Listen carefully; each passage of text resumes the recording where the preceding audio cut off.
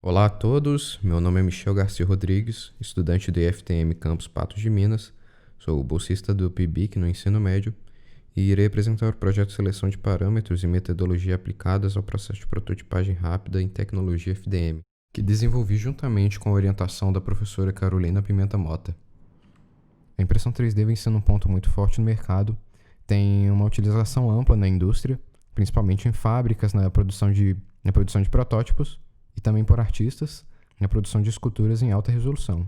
Para começar, eu coloquei dois conceitos aqui, que é a RP, Rapid Prototyping, que, traduzindo, é prototipagem rápida. Consiste em você ter uma pré-visualização do seu projeto sem ter muito gasto.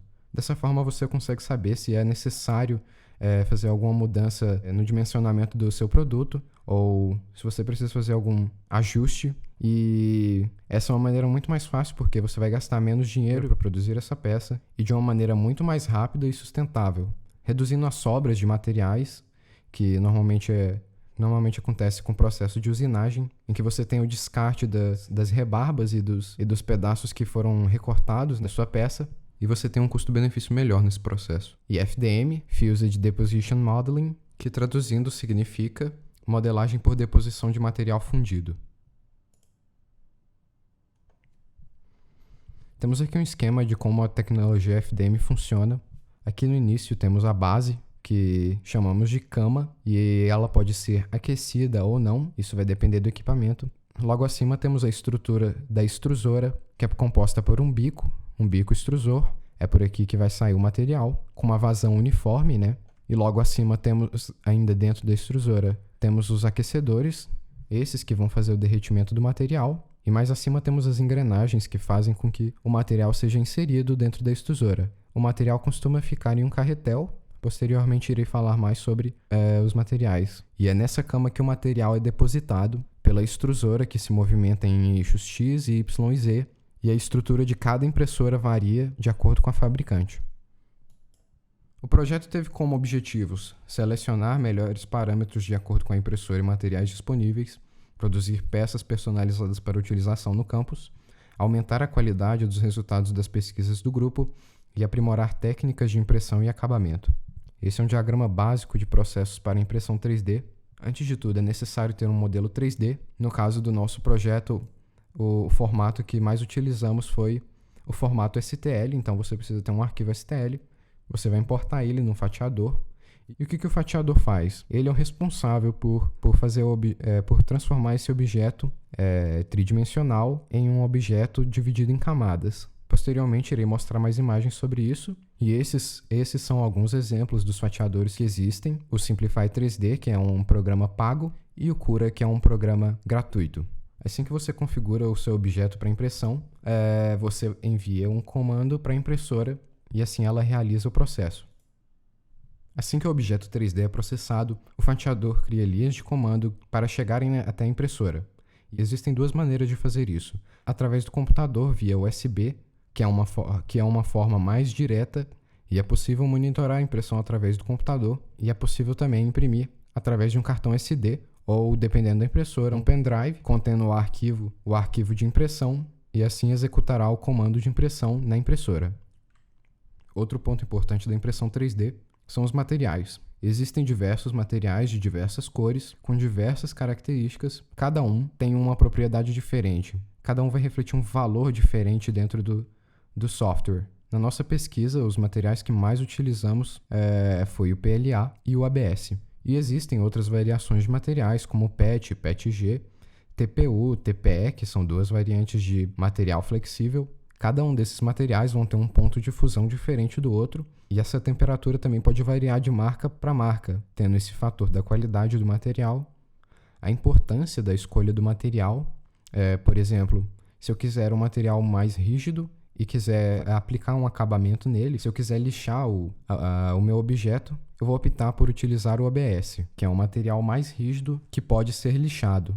Já o PLA ele pode ser utilizado em impressoras que não têm mesa aquecida, por ter uma fácil aderência, só que para utilizar ele é necessário uma superfície mais áspera para ter essa aderência do material enquanto é depositado.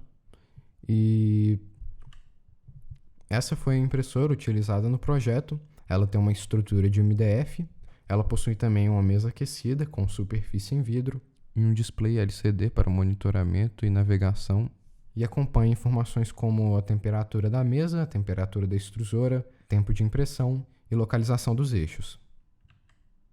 Como eu disse anteriormente, a impressora ela funciona em 3 eixos, o eixo X, o Y e o Z.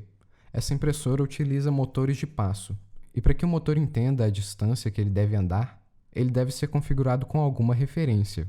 E isso faz parte do processo de calibração da impressora. E para fazer essa aferição, foi utilizado um paquímetro, que é um instrumento digital, e que consegue medir em milímetros as movimentações dos eixos.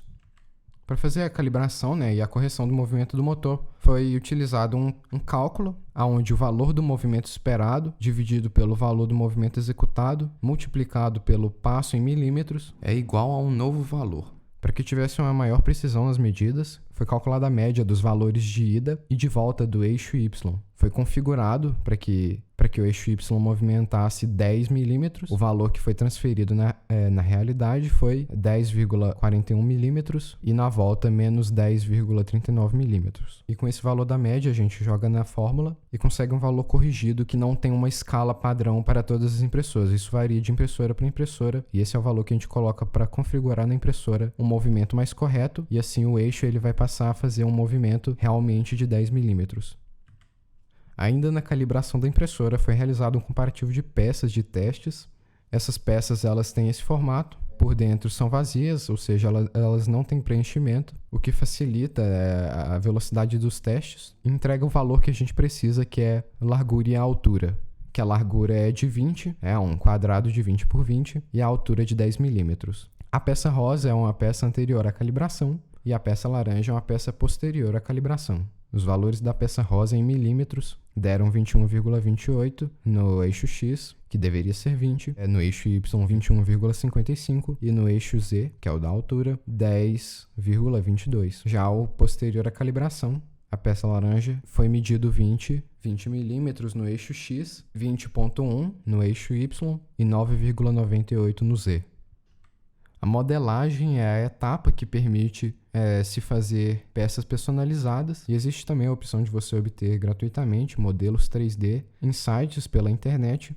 E eu utilizei o Blender, que é um software open source, para fazer a modelagem do Marvin, que é um robô que eu vou mostrar com mais detalhes nos próximos slides. Essa é a interface do Simplify 3D, que foi o principal programa utilizado na pesquisa para fazer o fatiamento e os comandos na impressora. Como podemos ver na imagem da esquerda, temos um painel de controle que é utilizado como uma comunicação direta entre o computador e a impressora.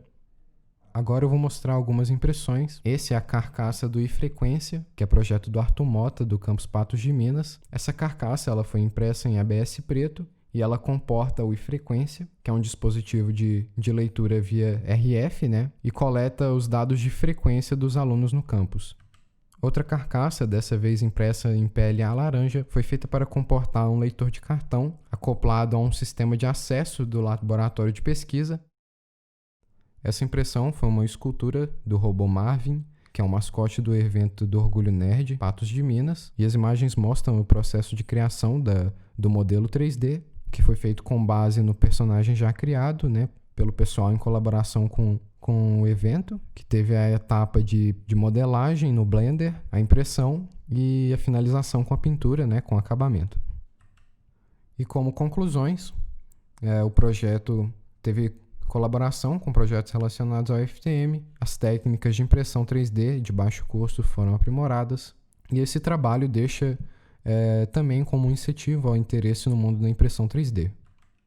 Devido à pandemia, o meu projeto foi muito afetado, pois não tinha como eu ter acesso à impressora 3D para poder continuar fazendo os testes de material, de dimensionamento das peças. A impressora acabou ficando sob os cuidados da orientadora, né, da professora Carolina Pimenta Mota, e houve a produção de face shields contra o Covid-19. Foram produzidas por cerca de 100 máscaras e diversos outros equipamentos contra o Covid-19. Essas são as referências utilizadas nessa apresentação. E o meu agradecimento à professora Carolina pela orientação e ao campus pela disponibilidade do espaço e materiais. Agradeço a todos pela atenção.